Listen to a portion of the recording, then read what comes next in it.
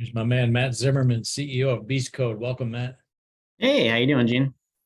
Well, so we heard a little bit in the intro about uh, who you are and our relationship to one another, but I want you to have a chance to tell the audience who Matt is and what Beast Code is all about, and then we're going to drill into that a little bit. All right. My name is Matt Zimmermann. I'm the CEO of Beast Code. Pretty much just a big nerd. I got a software engineering background, and my career has been focused on digital transformation, which is arguably a buzzword. But for us, it's going to different organizations and understanding what type of data they have available. Sometimes it's 3D models. A lot of times it's old school two-dimensional technical documents and databases and all kinds of government furnished information they've received. And what we do is bring that together into a interactive digital twin. And again, digital twin is a buzzword as well as digital transformation. But for us, it's being able to click on a valve, flip a breaker, turn on a pump, and be able to see all the downstream effects. And click on those same components and be able to access naming conventions and supply data, training, all the documents that we talked about, and having it all in one place. And being able to integrate with other industry leading tools to make it easy for the warfighter to access information and make decisions. Matt, you have figured out some things that 20 years ago, 15 years ago, people were contemplating, but they didn't quite know how to put pieces together. Let's back up a little bit to how did Beast Code come about? How did you find yourself in the position that you're in now? I know this started a little while ago. I like to describe you as somebody who self-describes that Beast Code was 7 dudes with a good idea, and that for those that can't see this podcast, you're of an age where you could be my son, but you're not my son, but you are one of my favorite CEOs, and it's uncommon for a younger CEO to be doing so well in the defense industry so quickly. So let's back up to the beginning just a little bit, and we'll dig at it. Sure. Yeah, we were just 7 programmers that were doing cool stuff for the warfighter. We were working with the Navy's DDG-1000, the Zumwalt class destroyer, and we were doing live fire test and evaluation. So the warfare centers do these simulations where if a threat was to hit the ship here, this is the blast propagation and the fragmentation and the shock. And these are the damage envelopes that come from that. And they had a simple 3D model that had 10,000 components, where a component is a pump or a cable, major piece of equipment that they want to evaluate. And they would roll up, if the pump is damaged, you may not have this mission capability or this mission capability. And what we did is we went to the shipbuilder and we got their CAD models and all those documents I talked about in the intro. And we created an interactive representation of the destroyer. And we went from the 10,000 components that were in the 3D model to over 1.2 million different components. So just like on a whole nother scale. And we applied all those different types of threats to it. And instead of saying, hey, the pump's damaged, we could say this piece of pipe was damaged now. And as an effect, you had all these other downstream things occurring, all these tertiary effects.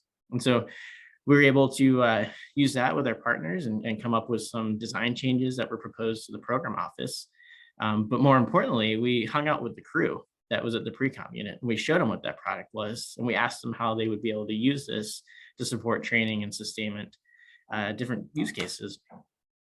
And so really, I mean, we hung out there probably 6 to 8 months where we would show them a product. We say, is this useful? And they go, not at all. We say, okay, but what would be useful? And they would tell us, and we'd go back that night and we'd program a bunch, and we'd come back the next day and say, is this better? And they say, yeah, you're getting closer.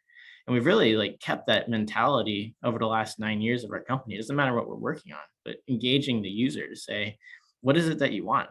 You may have a list of requirements, but once you start getting into the development phase, it's going to change. And ultimately, if you have the user involved and you're flexible, you're going to give them the product that they want. Matt, at the time when you found yourself in the shipyard trying to help the Navy solve a problem that was new to them, and maybe they didn't fully understand, would you say that that's not the norm of what you've seen since then, that to have that sort of close access to a customer to be able to work alongside them? It almost sounds to me like a few relatively young engineers had created an opportunity for unique access and didn't necessarily know that it doesn't typically go this way. And so unconstrained, you were able to help guide the customer to a different way of seeing things.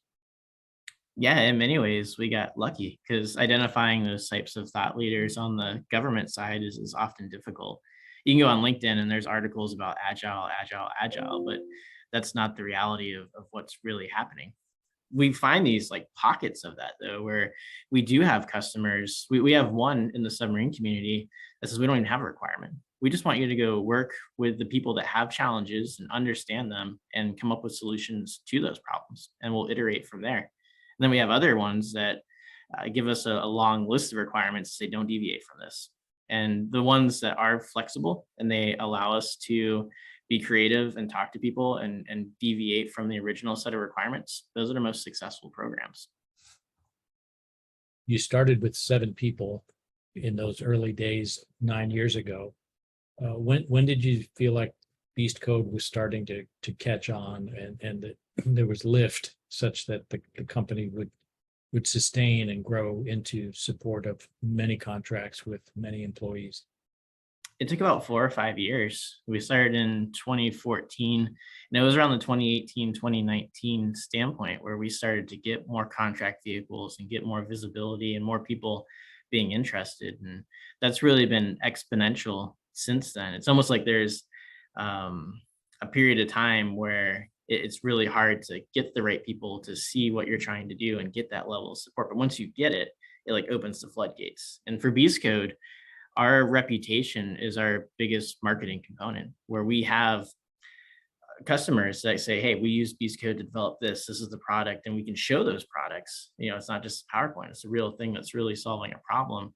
And it's the customers that are really driving us to go work with other organizations within the DoD. Did you feel like you were generating the sort of interest that made people want to come work with you and be part of your team?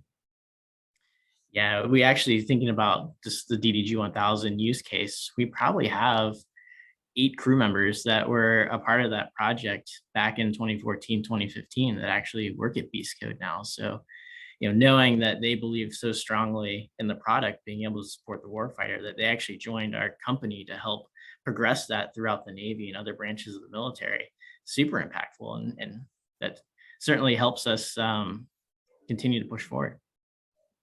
Thinking back to that period, 2014 through 2018, did we hear a lot about the Valley of Death? Did you feel like you were traversing a Valley of Death? And if so, or even if not, what did that feel like in that transition phase where you were still catching on? I mean, within that phase, you're still going paycheck to paycheck. You're going contract to contract. And when you only have 1 or 2 contracts and there's some type of delay getting you funding, or maybe the budget didn't get signed, so there's delays there, like that has huge impacts on you as a small business where you're looking at the bottom line on a daily basis going, man, are we going to make payroll for this one? And how did the employees take that? Did they understand that level of risk? So from a BSCO perspective, we never really get the employees involved in the financial aspect of it. We really want them focused on technology. Like my job as a CEO and our management team, that's our job to worry about the bottom line and making payroll and all those things. And those are concerns that we don't have today, but certainly years ago, that was what we were doing. But really from an employee standpoint, we say, don't worry about that. Worry about the customer, worry about the technology, and do great things. There's a book I read recently, and it just, I think is a common theme, but it's people, product, and then profit. That bottom line number, the P&L, that's the last thing we look at. To bring people up to speed, you mentioned you started as 7 people. Where are you at now in terms of the number of employees? We're at 185. And in this current stage of Beast Code, we're going through and we're sharpening our pencils for forecast plans, and our hiring roster that we have now has over 20 people that need to be hired for all the work that we know we have coming our way. So the obvious questions, Matt, are how did you learn to do this? You certainly were in a technology space that was making a transition, and the federal customer was at the time open to considering some new ideas. But how did you learn how to connect those dots of finding a federal opportunity, but then also running a company? Well, first, having good mentors like yourself, Gene, you've been monumental in helping us understand the federal That acquisition cycle was and not a paid advertisement. yeah, and helping with all the congressional stuff. And I mean, for all the listeners, like when Gene came to me the first time and talked about that whole process, I was like, no way that works. And he said, just give it a shot. And we did. And in the first year, we had success, and we've had success every year. But having someone like Gene to be able to kind of walk you through how the system works, and being able to use that to your advantage is critical. As far as linking things together, I mean, it was just on the job training. You know, I didn't go to Harvard or any business schools. I'm a software engineer by trade, and certainly made a lot of mistakes along the way, and use those as a learning point. But on the day to day, I mean, even now, I'm still learning things every day about how the government works, or how, you know, there's things when you're running a business that you never thought would ever pop up, and you're like, huh, okay, cool. I need to either get help with that, or do some research on this, and figure out how to get around it. And every day is going to have some type of a new challenge. And I think maybe the biggest thing for people that are in our position is just similar to being developing products, is being flexible. You know, don't get overly excited about like really good things that are going on, and don't get really down when there's bad things, because in this role, you're going to have that all day. I mean, I'm having a good time on your podcast right now, and I could get bad news right after this where we got a fire to put out. And after that, we might win a contract an hour later. You know, it's just the nature of the business. Pretty exciting stuff. You know, in my academic research, I identified that nearly all defense executives attribute their understanding of the process to on-the-job training. And as I look across the other rings of the three-ring circus, as I call it, industry, agency, and Congress, I think the learning curve is the same, in that members of Congress learn how to do their jobs pretty much on the job. You can learn the theory, but in terms of practical application, it's on the job. And within our agencies that are the buying customers, even those with professional acquisition training still have to put that into practical application. And that takes time and experience in order to develop expertise. So that the concept of OJT is it's not limited to business, but it's great that you embrace it for what it is, and acknowledge that it will never go away, that there's just ongoing study involved. I know you are a reader.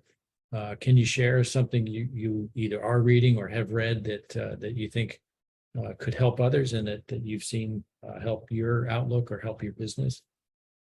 Yeah, maybe a couple of things. I read a lot of Admiral Rickover quotes and papers. And to your point here, he had one about academic versus practical. And we did a presentation on this at the Submarine League a couple months ago. And I think that was really eye-opening to me, because it's very easy to like make a diagram, or you can go to like a course, right? And they have a textbook on this is how you should do different things. But like the practicality of it is, yeah, there's lots of good nuggets in there. Maybe you drew a cool diagram, but like when you get into the nuts and bolts of it, like there's going to be changes, and you got to be flexible for those things. As far as like reading books, last year I read Measure What Matters, and then I bought a whole bunch of them and gave them all to our leadership team so they could read it as well. And it talks about objectives and key results, and that's just like a fancy way of coming up with, these are goals of where I would like our company to be, and creating like quantifiable ways to measure how you're going to get to those different goals. So since then,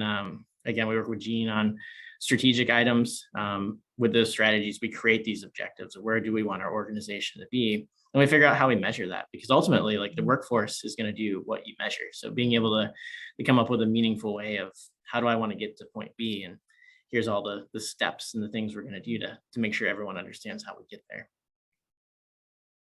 Matt, I'm familiar with the book, and obviously I have a little bit of insight into how you operate as a company because we work together. But for the audience, maybe you could help them appreciate what sorts of things would be considered OKRs, because there are different management tools and methodologies out there, and some people use the term KPI, and they might think it's the same thing. I think there are some subtleties, but can you give some examples of things that you now track that you didn't track, say, 2 years ago? Yeah, our first objectives really focused on our culture and our workforce. And we have a key result of feedback. Like, what touch points do we have within the organization? So we came up with this feedback cycle where every 2 months, every employee is meeting with a different point of management, where we're either giving like peer reviews or performance review, or they're giving us a review on how they think we're doing as an organization. So one of the key results was to implement that feedback cycle 100%. And so we have somebody within the organization that is dedicated to that goal and tracks it on a daily basis to make sure all those touch points are happening. Another one is about professional development. So we started creating skill matrices for all of our teams. What are the technologies and skills that we need our workforce to understand? And then we introduced professional development funds to the team so that they could purchase courses or books or whatever it might be, as well as have like time off to actually go do those things. And so we're creating these professional development plans based on the skill matrices to say, if I'm an engineer, these are the skills I need. But we also want to make sure like the gaps that we have as an organization are factored into that professional development. So we're not having to go out and hire new people. We can train our existing workforce to adapt to the problems that we're trying to solve. So some listeners might connect the things that you mentioned to overhead costs, that what you described costs money and has to be paid somehow. Can you distinguish for us how you would view that as rather an investment that's actually linked to your preferred strategic outcomes or outcomes that you're pursuing, that these things feed one another? Can you maybe connect that thread? Absolutely. Yeah, Gene and I were working on some strategic items a few years ago, and this was during like the COVID timeframe where you had the Great Resignation. So everyone was affected by the workforce leaving. We had a turnover rate of 33% at the time. We said this is a problem. One of our top strategic items needs to be focusing on the workforce, figuring out where the problems are and what Beast Code can do to change those things. So we came up with an approach where, using all those different touch points that we had, we didn't have all those at the time. We were able to collect a tremendous amount of data and figure out what were the different trends. And so we changed all of our benefits, which again could be perceived as an overhead cost, because it certainly costs more to have the different things that people were looking for. And then started introducing professional development, figuring out what the gaps were, and investing in the workforce so that they could grow their skill sets. And like the objective from the previous discussion was really about like these organizations we talked to, like Siemens is one of them, and they'll come here with members of their team that have been around for like 35 years. I've been to Siemens for 35 years. And I just think, wow, that's incredible, especially as like a millennial, like we're always changing stuff. Like you were there like your entire life. That's incredible, and that organization is doing something right. And for Beast Code, we wanted one to change the turnover rate, but we wanted people to be invested in us, and to do that, we had to invest in them. So I believe our turnover is at like 19% now, so, and continuing to trend down, so way down from where it was. And I'm hopeful that 20 years from now, we will have employees that have been here for, at that time, it'll be 29 years. So Matt, you talk about how you're really implementing concepts in a book, Measure What Matters. You have established OKRs, you've connected them to your strategy and you've operationalized the strategy, and that you now have measurable results that you can look at.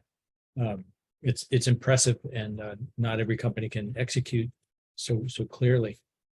Just to shift gears, maybe you could point out for the audience some things that you've observed just in your career, which at Beast Code is 9 years. I know you were in industry for a little bit before that, But what are you observing of the defense ecosystem that either gives you encouragement to stay with it in, you know, in this space, or which is cause for concern? Either or. Like when we started our business, like when you said the word cloud, that was like a security concern. And like I talked about how we deal with like these 3D models. Like in 2015, they were like, well, that's a video game. That can't be authoritative. We can't use that. And today, like that's all they talk about. We want to have a cloud environment. So everyone is collaborative. We want to be able to use these 3D models so you can easily visualize it. We want to reuse that for design decisions and sustainment and training. And like it's cool to go from something that you knew was awesome back in the day, but was also like a dirty word, to being like, these are the buzzwords and like this is the mission. Like if we don't have these capabilities, then like we're not going to be where we want to be. And you still go to meetings and you talk about, yeah, I'm going to put this, you know, ship in the cloud so people can access, and you still get the crusty guy in the back that's like, oh, you can't do that. That's a security thing. I'm concerned about it, right? But at the same time, 90% of the room's going, yep, that's what we have to do. And so it's just cool seeing the DoD start to adopt those things. Are we doing it fast enough? Absolutely not. There's too much bureaucracy and red tape to be able to implement these things fast enough, but we are getting to where we want to be, and that's exciting. I'm reminded of taking a client into the Coast Guard, and they had a capability to remote video off board small patrol cutters and law enforcement boats to send that video ashore. And of course, it goes through a cloud environment, and it would have allowed sort of remote operation and a legal record of what actually did happen in that mishap that occurred at sea. And I recall the grizzled Coast Guard engineer up in Baltimore just rolling his eyes, saying, "You're describing my worst nightmare."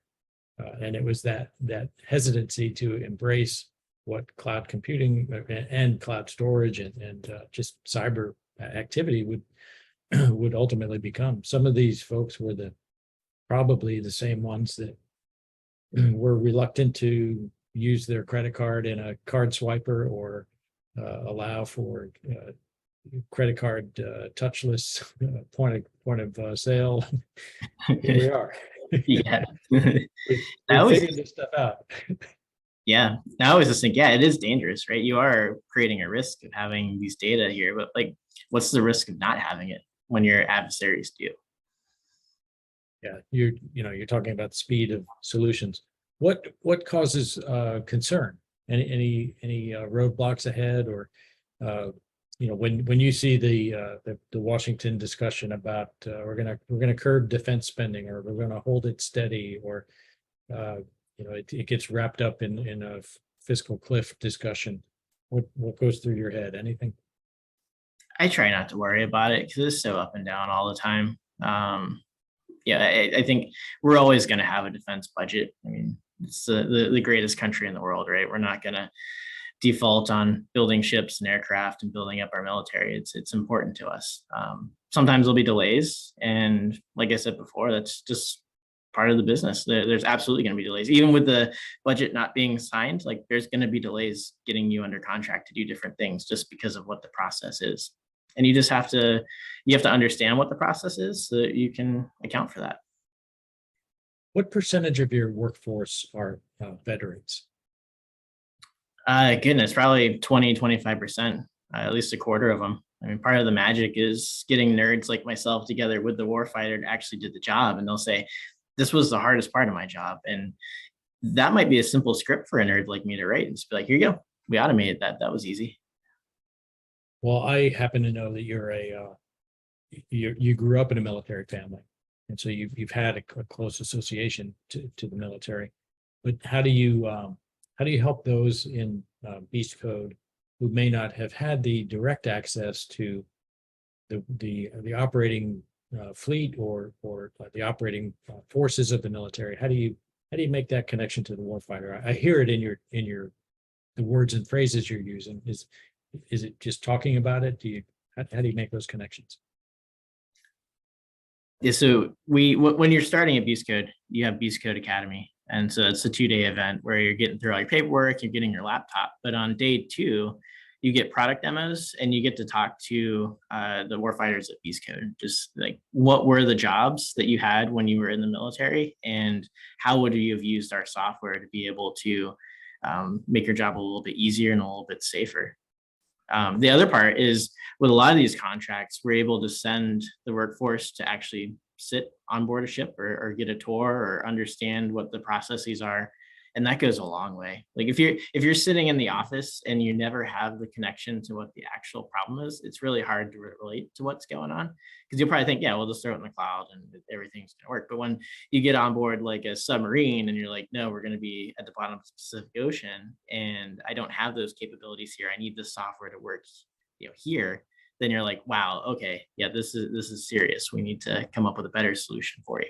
And it helps build that connection. Now, what counsel would you give to aspiring CEOs who are trying to grow a company, or those who may be on the cusp of stepping into a C-suite role where they're going to influence these big policies that a company will pursue and implement? What sort of counsel would you give people in those positions? Yeah, I would go back to, you're going to have to roll the punches, right? Don't when something goes wrong, like, don't get upset about it. Take 5 minutes, take a deep breath, and then figure out what the solution needs to be. And again, on the flip side, when things are going really, really good, don't get too excited about that either, right? Because something bad is going to happen at some point. So just kind of stay level-headed throughout the whole thing and be patient. Even today, I found myself, I had like an hour to myself where I didn't really have anything immediate to do. And I'm like, I need to go do something. And then an hour later, something popped up and I had plenty of things to do, right? So just be patient through it. We talked about how long did it take Beast Code before it became popular. It's 4 or 5 years. It's 4 or 5 years of writing code and going to meetings and giving pitches and not getting feedback, or not getting an immediate contract coming out of that. You just have to be patient. Even today, as a popular company that's doing well, we still get that. We still go to meetings and it doesn't result in a contract. You still have to just stay level-headed and come up with a strategy and stick to it. And when things change, be flexible. Well, Matt, congratulations on your success and on Beast Code's success. And thanks so much for joining us today. Yeah, thank you, Gene. This was a lot of fun.